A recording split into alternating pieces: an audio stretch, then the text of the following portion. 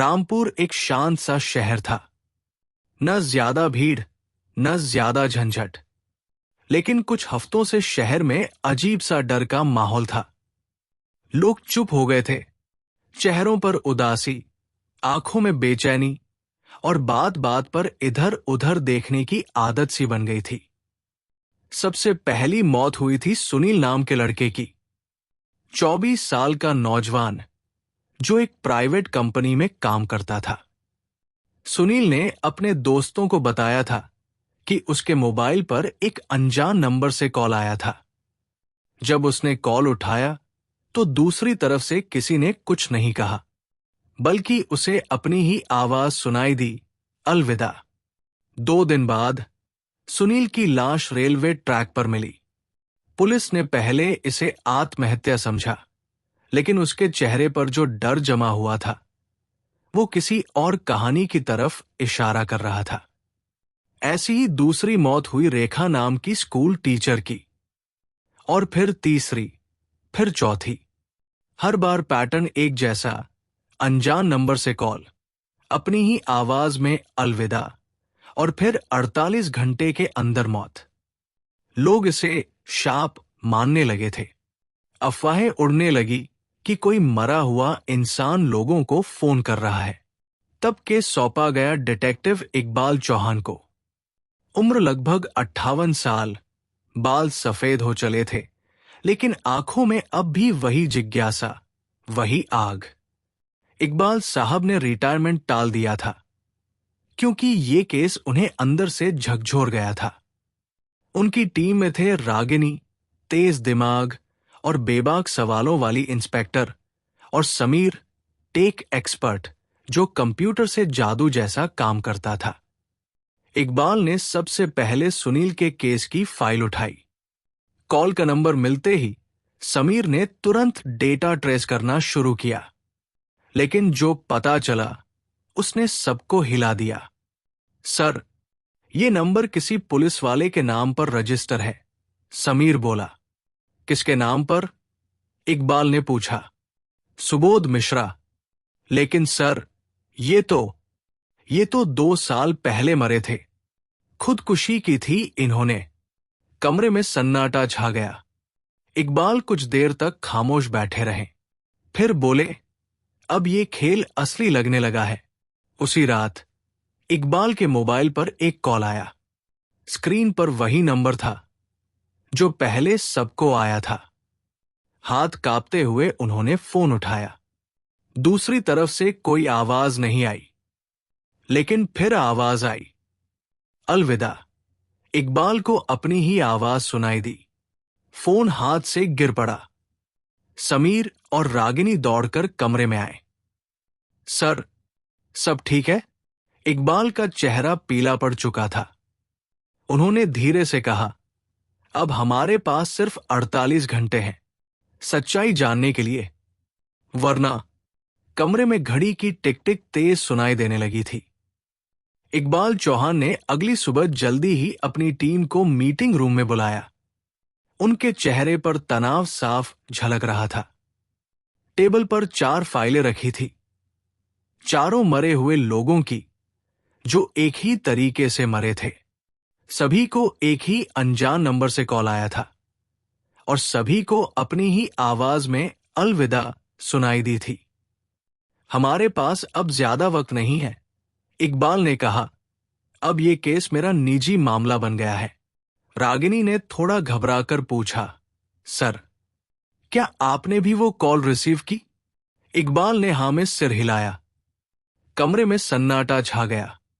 समीर ने तुरंत कंप्यूटर चालू किया और ट्रेसिंग शुरू कर दी। सर, मैं उस नंबर का लाइव लोकेशन ट्रैक करने की कोशिश करता हूं, लेकिन ये नंबर कोई नॉर्मल नेटवर्क से नहीं चल रहा है। हर बार जब ये एक्टिव होता है, इसकी लोकेशन बदल जाती है, जैसे कोई छाया हो। इकबाल ने सोचा, जो मर चुका है उसका नंबर एक्टिव कैसे हो सकता है? रागिनी ने कहा, सर, यह मुमकिन है कि कोई उस मरे हुए अफसर का आईडी यूज कर रहा हो। शायद किसी ने उसका नंबर फिर से एक्टिवेट किया हो, किसी फर्जी डॉक्यूमेंट से। या फिर कोई ऐसा सिस्टम बना दिया गया है जो इंसानों की आवाज रिकॉर्ड करके एआई से रिप्रोड्यूस कर रहा हो। अब तकनीक बहुत आगे बढ़ चुकी है, समीर बोला। इकबाल ने फैसला किया कि वो खुद सुनील के घर जाकर उसके परिवार से दोबारा बात करेंगे। जब वो सुनील के घर पहुंचे तो उसके छोटे भाई विवेक ने एक अजीब सी बात बताई। भाई के मरने से 2 दिन पहले उसने घर की सभी खिड़कियां बंद कर दी थी। फोन हमेशा साइलेंट पर रहता था। एक दिन रात को मैं उठा तो देखा वो बिस्तर पर बैठा कांप रहा था। उसका चेहरा सफेद पड़ गया था, जैसे किसी भूत को देख लिया हो। इकबाल ने पूछा, उसने कुछ कहा? विवेक बोला, उसने कहा था अब कोई रास्ता नहीं बचा। उसने मुझे देख लिया है, मेरी आवाज उससे टकरा गई है। मुझे समझ नहीं आया था उस वक्त, पर अब लगता है कुछ गड़बड़ थी। वापस लौटते वक्त इकबाल को महसूस हुआ कि कोई उनकी कार का पीछा कर रहा है। पीछे एक काली बाइक बार बार दिख रही थी और फिर गायब हो जाती थी। रात को इकबाल चौहान अकेले अपने कमरे में बैठे थे, अपने पुराने केसेस की फाइलें पलट रहे थे। तभी एक पुरानी फाइल से एक फोटो गिरा, सुबोध मिश्रा की। फोटो में वो किसी सुनसान बिल्डिंग के सामने खड़ा था। बिल्डिंग का नाम था आर्य भवन। आर्य भवन। इकबाल को याद आया, ये बिल्डिंग सालों से बंद पड़ी है। वहां किसी जमाने में पुलिस का डेटा सेंटर होता था। बाद में आग लगने की वजह से सब कुछ तबाह हो गया था। रागिनी, समीर, सुबह हम आर्य भवन चलेंगे। वही कुछ है जो छुपा हुआ है। सुबह आर्य भवन के बाहर घना कोहरा था। दरवाजा टूटा हुआ था और अंदर हर चीज धूल में लिपटी हुई। जैसे ही वो अंदर घुसे, उन्हें एक कोना मिला जहां कई जले हुए हार्ड ड्राइव्स रखे थे। सर, यहां कुछ है। समीर ने देखा, एक हार्ड ड्राइव आधी जली थी, लेकिन उसमें कुछ डेटा रिकवर हो सकता था। उसी समय पीछे की दीवार से किसी के चलने की आवाज आई। तीनों ने तुरंत मुड़कर देखा। कोई नहीं था, लेकिन तभी रागिनी की जेब में रखा मोबाइल अचानक बजा। स्क्रीन पर वही नंबर था। उसने घबराकर फोन नीचे गिरा दिया। इकबाल ने उसे उठाया और स्पीकर पर लगाया।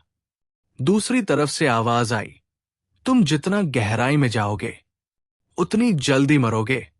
इकबाल, आवाज एकदम साफ थी और ये आवाज किसी और की नहीं, बल्कि खुद इकबाल चौहान की थी। समीर और रागिनी स्तब्ध रह गए। इकबाल की आंखों में गुस्सा था, डर नहीं। अब खेल शुरू हुआ है, उन्होंने धीरे से कहा। लेकिन तभी पीछे से एक जोर की आवाज आई, जैसे कोई भारी अलमारी गिर पड़ी हो। तीनों चौंक कर पीछे भागे, लेकिन जब वहां पहुंचे, वहां कोई नहीं था।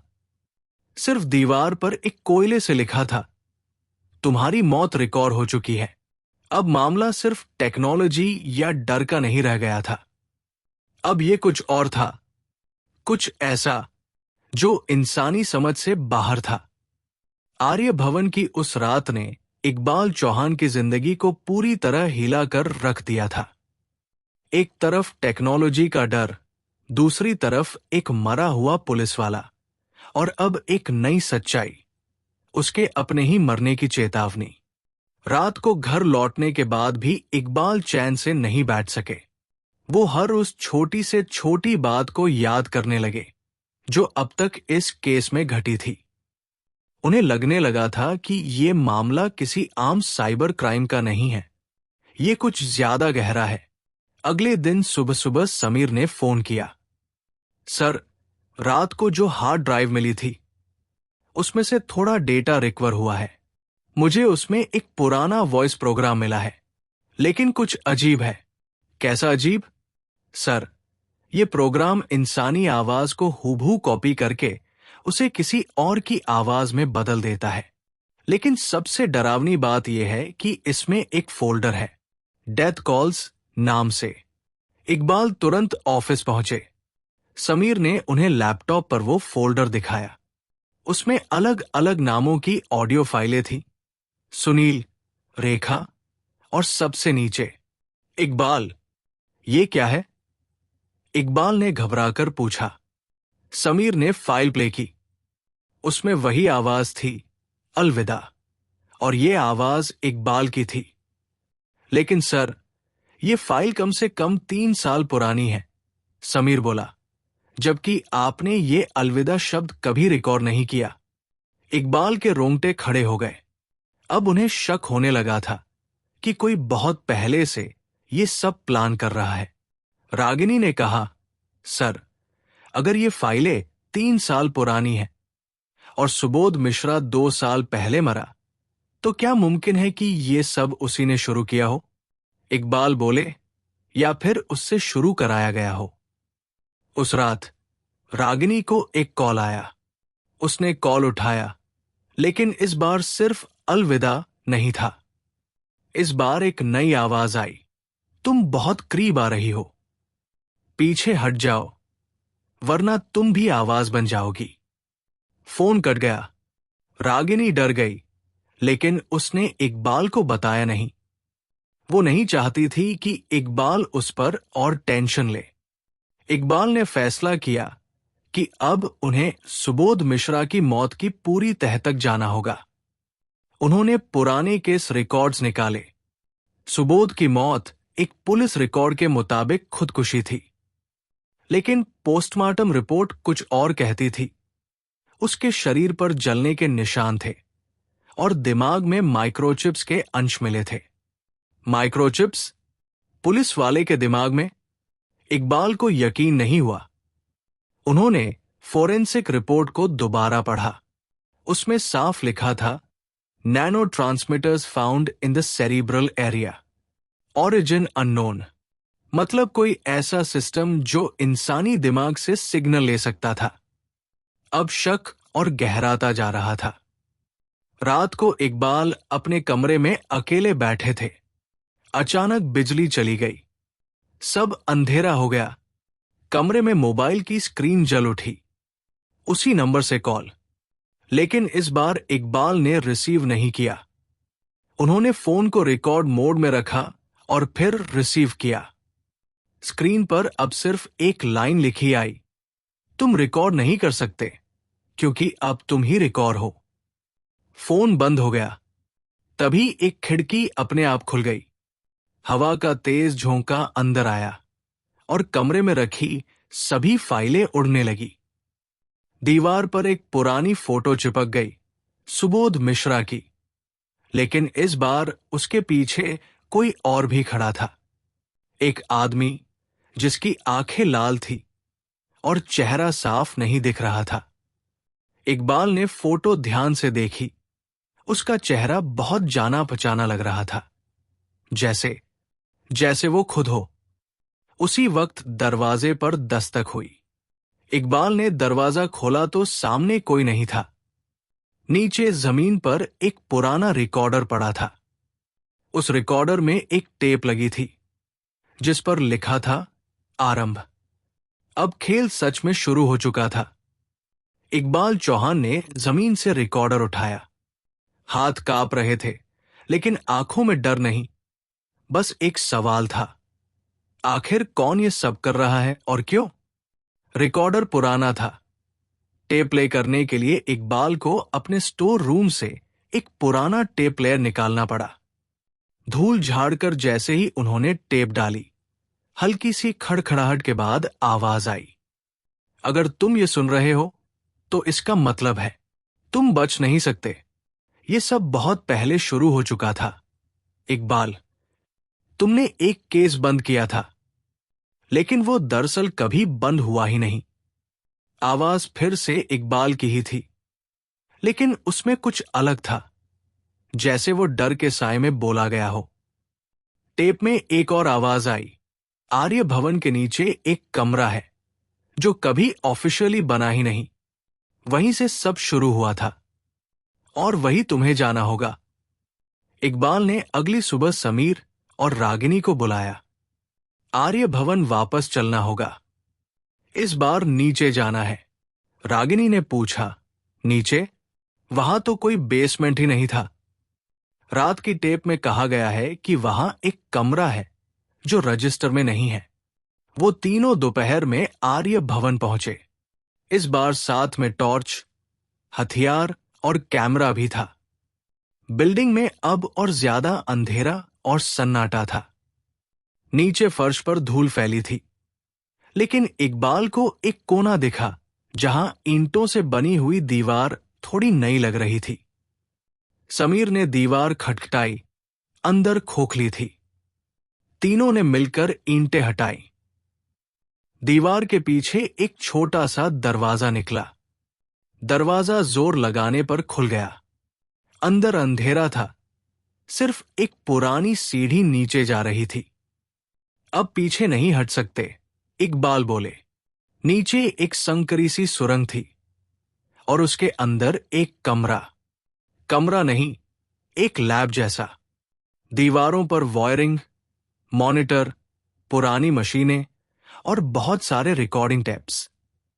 कमरे के बीचों बीच एक चेयर थी जिस पर हेलमेट जैसा कोई डिवाइस रखा था, दिमाग पर पहनने वाला। समीर ने चारों तरफ नजर दौड़ाई। सर, ये सब न्यूरो ट्रांसमिशन डिवाइसेस है। ये किसी के ब्रेन सिग्नल को रिकॉर्ड कर सकते हैं और शायद प्ले भी। तभी एक कोना मिला जहां कुछ नाम लिखे थे, रेखा, सुनील, नितिन और इकबाल। हर नाम के नीचे एक नंबर और एक तारीख लिखी थी। इकबाल की तारीख कल की थी। मतलब ये लोग पहले से ही तय कर लेते हैं कौन मरेगा, कब मरेगा, और उनकी आवाज पहले ही रिकॉर्ड कर लेते हैं। रागिनी बोली, सर, ये मौत को पहले रिकॉर्ड कर रहे हैं। कमरे में एक मॉनिटर चालू था जिसमें सीसीटीवी फीड दिख रही थी, वो भी आज की। फुटेज में दिख रहा था इकबाल अकेले किसी और कमरे में घुसते हैं, फिर उनकी वही अलविदा बोलती हुई रिकॉर्डिंग चलती है और फिर वो गिर जाते हैं। ये तो अभी हुआ ही नहीं। समीर ने कंप्यूटर को हैक किया और पाया कि किसी ने future prediction based AI system बनाया है जो इंसानी आवाज, दिमागी सिग्नल और डर के पल को पढ़कर यह तय करता है कि कौन कब मरेगा। तभी कमरे की लाइट्स बंद हो गई। चारों तरफ पिच गहरा अंधेरा। एक स्क्रीन जल उठी जिसमें सिर्फ एक लाइन दिख रही थी, भविष्य को मत बदलो इकबाल, तुम मर चुके हो। एक और स्क्रीन जल उठी, उसमें एक वीडियो चल रही थी। उसमें दिख रहा था इकबाल बेहोश पड़े हैं और एक आदमी जो काले कपड़ों में है धीरे धीरे उनके पास आ रहा है। वीडियो में उस आदमी का चेहरा जैसे ही साफ हुआ, तीनों का दिल बैठ गया। वो आदमी कोई और नहीं, खुद इकबाल चौहान थे। ये क्या मजाक है? समीर कुछ बोलने ही वाला था कि कमरे की दीवार पर किसी ने जोर से दस्तक दी। ठक ठक ठक। तीनों ने मुड़कर देखा। वहां कोई नहीं था, लेकिन वहां एक शीशा लगा था। शीशे के पीछे कोई खड़ा था। फिर वही आवाज गूंजी, ये शुरुआत है। तुम्हें देखकर तुम्हारी ही मौत बनाना ही असली प्रोजेक्ट है। Project Dead Collar Society. शीशे पर अब लाल रंग से एक वाक्य लिखा था, मौत आवाज से नहीं आती, मौत आवाज बन जाती है। कमरे की सभी मशीनें अपने आप चालू हो गई। रिकॉर्डिंग चालू हो गई और इकबाल की आवाज दोहराने लगी, अलविदा, अलविदा, अलविदा। अब तक इकबाल समझ चुके थे ये कोई एक इंसान नहीं कर रहा, ये एक सिस्टम है, एक पूरा नेटवर्क जो इंसानों को उनकी ही आवाज से खत्म कर देता है। और अगला नंबर अब भी उनका ही था। आर्य भवन के उस गुप्त कमरे से निकलने के बाद तीनों बुरी तरह हिल चुके थे। रागिनी की आंखों में डर साफ था, समीर के चेहरे पर उलझन और इकबाल, वो एकदम शांत थे। बाहर की हवा में एक अजीब सा बोझ था, जैसे कुछ बहुत भारी अब उनके सिर पर मंडरा रहा हो। कार में बैठते ही इकबाल ने पीछे मुड़कर आखिरी बार उस इमारत को देखा। उन्होंने धीमे स्वर में कहा, हमारे सामने अब दो रास्ते हैं, या तो चुप बैठकर मौत का इंतजार करें, या उस सिस्टम को ही खत्म कर दें जो हमें हमारी आवाज से मारना चाहता है। रात तक वो सभी वापस पुलिस कंट्रोल रूम में थे। समीर ने कंप्यूटर पर फिर से उस सिस्टम को खोलने की कोशिश की जो उन्होंने आर्य भवन में देखा था। सर, ये प्रोग्राम पूरी तरह एन्क्रिप्टेड है। कोई आम हैकर इसे नहीं बना सकता। इसके कोड्स आर्टिफिशियल इंटेलिजेंस और न्यूरो ट्रैकिंग के मेल से बने हैं। और देखिए, ये प्रोजेक्ट का पूरा नाम है Dead Collar Society neural simulation beta. Ragini ने एक बात नोट की, सिस्टम हर इंसान की मौत की संभावना एक खास तारीख पर तय करता था। एक कॉल जाता, व्यक्ति की खुद की आवाज अलविदा बोलती और फिर शरीर धीरे धीरे जवाब देने लगता। डर, घबराहट, मानसिक टूटन और अंत में हार्ट फेल या ब्रेन स्ट्रोक।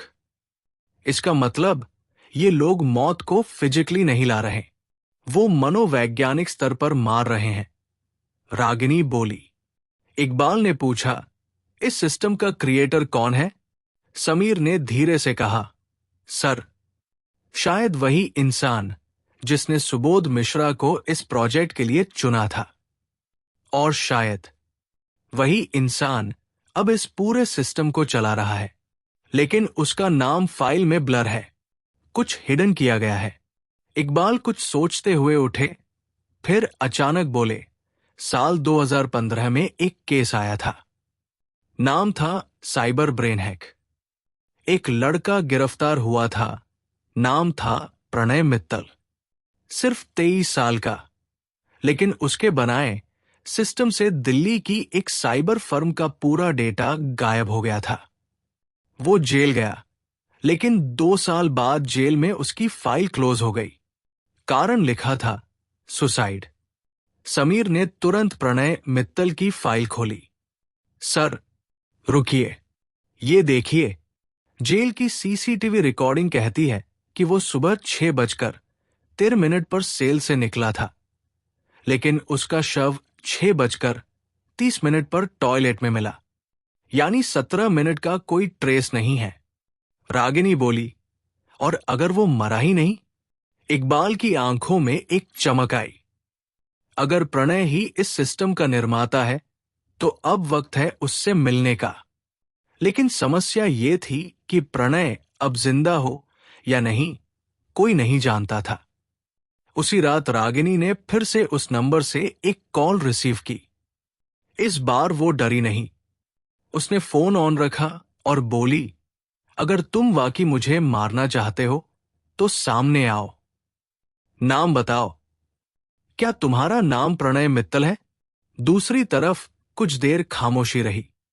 फिर धीरे धीरे आवाज आई, तुम सोच भी नहीं सकती कि मैं कौन हूं। प्रणय अब सिर्फ एक नाम है। मैं अब वो हूं जो तुम्हारी आत्मा तक पहुंचता है। मैं तुम्हारा डर हूं। मैं वो साया हूं जो तुम्हारी परछाई से भी पहले चलता है। मैं वो हूं जो तुम्हें तुम्हारी ही आवाज से खत्म कर देता है। मैं अब एक सिस्टम नहीं, एक वजूद हूं। फोन कट हो गया। अगली सुबह एक चौंकाने वाली खबर आई। लखनऊ के एक छोटे शहर में एक आदमी ने आत्महत्या की। उसके मोबाइल से वही अलविदा कॉल मिला था। लेकिन चौंकाने वाली बात यह थी कि उसके पास एक पेन ड्राइव भी मिली थी। पेन ड्राइव में एक वीडियो था। वीडियो में एक आदमी कैमरे के सामने खड़ा था। उसने चेहरा छुपाया हुआ था, लेकिन उसने कहा, अगर कोई इसे देख रहा है तो समझ लो कि मैं अब कंट्रोल में नहीं हूं। यह सिस्टम खुद ही सीख गया है, खुद ही तय करता है कि किसकी मौत कब होगी। मैंने इसे सिर्फ एक साइकोलॉजिकल टेस्ट के लिए बनाया था, लेकिन अब यह खुद ही मौत बन चुका है। इसे रोको, प्लीज, इसे रोको। वीडियो के एंड में स्क्रीन पर लिखा आता है, कोड ERB0915। इकबाल ने उसी वक्त सिस्टम में ये कोड डाला। एक सीक्रेट सेक्शन खुला जिसमें दिखा कि पूरे देश में ऐसे 47 टावर हैं जो ब्रेन वेव्स ट्रैक कर रहे हैं, और इन टावर्स का नेटवर्क एक जगह से कंट्रोल हो रहा था। Project site alpha, location unknown. Sameer ने जैसे तैसे उस लोकेशन का ट्रेस निकाला, और जो सामने आया उसने तीनों के पैरों के नीचे से जमीन खींच दी। लोकेशन थी रामपुर पुलिस ट्रेनिंग सेंटर, जिसे पिछले 3 सालों से रेनोवेशन अंडर प्रोसेस कहकर बंद कर रखा गया था। और आखिरी स्क्रीन पर एक संदेश झलकता रहा, आ जाओ इकबाल, आखिरी अलविदा यही लिखा जाएगा। अब इकबाल जान चुके थे कि अगला पड़ाव वही है जहां सब शुरू हुआ था और जहां सब खत्म होगा। रात के 2:30 बज चुके थे। पूरी रामपुर शहर नींद में डूबी थी, लेकिन इकबाल चौहान की आंखों में 1 सेकंड की नींद नहीं थी। उनकी गाड़ी पुराने और वीरान पड़े रामपुर पुलिस ट्रेनिंग सेंटर के सामने रुकी। समीर और रागिनी भी साथ थे, चुप मगर अंदर से तूफान से भरे हुए। चारों तरफ सन्नाटा था, एक डरावनी खामोशी। जंग लगे गेट को जोर लगाकर खोला गया। अंदर एक लंबा रास्ता था जिसके दोनों तरफ पुराने जर्जर बैरक और टूटी हुई खिड़कियां थी। कितनी अजीब बात है ना, इकबाल बोले। जहां पहले अफसर बनते थे, आज वहीं से लोगों की मौतें तय हो रही है। जैसे ही तीनों अंदर पहुंचे, उनके मोबाइल नेटवर्क गायब हो गए। कंपास डगमगाने लगा, जीपीएस सिग्नल ब्लैंक। हर कदम जैसे किसी और ही दुनिया की तरफ ले जा रहा हो। तभी एक ओर से धीमा धीमा म्यूजिक सुनाई दिया, कोई पुराना फिल्मी गाना। तेरा जाना, दिल के अरमानों का टूट जाना। तीनों उस आवाज की तरफ बढ़े। एक टूटा हुआ कमरा था जिसकी दीवार पर प्रोजेक्टर चल रहा था। उसमें पुराने पुलिस रिक्रूट्स की ट्रेनिंग क्लिप्स चल रही थी, इकबाल की भी, तब जब वो जवान थे। क्या ये सब मेरा ही दिमाग चल रहा है? इकबाल ने खुद से पूछा। समीर ने कहा, सर, ये साइकोलॉजिकल ट्रिगर है। सिस्टम हमें कमजोर करने की कोशिश कर रहा है। कमरे के अंदर एक पुराना सीसीटीवी रूम था। स्क्रीन पर 47 लोकेशंस दिख रही थी, वही टॉवर्स। हर स्क्रीन के नीचे एक नाम लिखा था और एक गिनती, जैसे कोई टाइमर। रागिनी ने देखा, सर, आपका नाम यहां है और टाइमर में सिर्फ 1 घंटा 14:36 सेकंड बचा है। इकबाल ने जैसे ही कंप्यूटर के पास हाथ बढ़ाया, एक तेज आवाज गूंजी, इकबाल, तुम्हारा आना तय था, लेकिन तुम्हारा जाना भी तय है। कमरे की दीवार के बीचों बीच एक चेयर थी और उस पर बैठा था एक इंसान, चेहरे पर नकाब, शरीर पर ब्लैक ट्रेंच कोट। तुम प्रणय हो? इकबाल ने पूछा। उसने नकाब हटाया और तीनों सन्न रह गए। वो प्रणय मित्तल नहीं था, वो था एसपी विक्रम सिंह, वही अफसर जिसकी मौत की रिपोर्ट 2 साल पहले आई थी और जिसके नाम से सभी कॉल्स रजिस्टर थे। ये कैसे हो सकता है? समीर चौंका। विक्रम हंसा। मौत तो बस एक कागज का टुकड़ा है। अगर सिस्टम कहे कि कोई मर गया तो वही सच मान लिया जाता है। इकबाल ने गुस्से से पूछा, क्यों कर रहे हो ये सब? अपने ही लोगों को मारना, मासूमों को डर से खत्म करना? विक्रम का चेहरा सख्त हो गया। क्यों? क्योंकि सिस्टम में इंसान नहीं देखे जाते, सिर्फ आंकड़े देखे जाते हैं। जब मैंने देश की मानसिक बीमारियों, डिप्रेशन, सुसाइड के डेटा देखे, तब मैंने सोचा, क्यों न इन सब के पीछे का पैटर्न खोजा जाए। और जब पाया कि डर, गिल्ट और खोने की भावना मौत के सबसे बड़े कारण है, तब मैंने एक सिस्टम बनाया जो इन भावनाओं को पकड़ सके और उन्हें नियंत्रित कर सके। तुमने नियंत्रण नहीं किया, तुमने उन्हें खत्म कर दिया, रागिनी चिल्लाई। विक्रम धीरे से मुस्कराया। हां, लेकिन सिर्फ उन्हें जो पहले से ही मरने के कगार पर थे। मैं बस आखिरी पुश देता हूं। एक कॉल, एक अलविदा, और फिर वो खुद ही हार मान लेते हैं। इकबाल ने बंदूक निकाली। तुम्हें ये सब बंद करना होगा। विक्रम ने अपनी कुर्सी पीछे खींची और एक बटन दबाया। चारों तरफ मशीनें चालू हो गई। एक बड़ी स्क्रीन पर इकबाल की ब्रेन वेव स्कैनिंग चालू हो गई। देखो इकबाल, तुम्हारा डर यही है ना, कि तुम भी बेबस हो जाओ।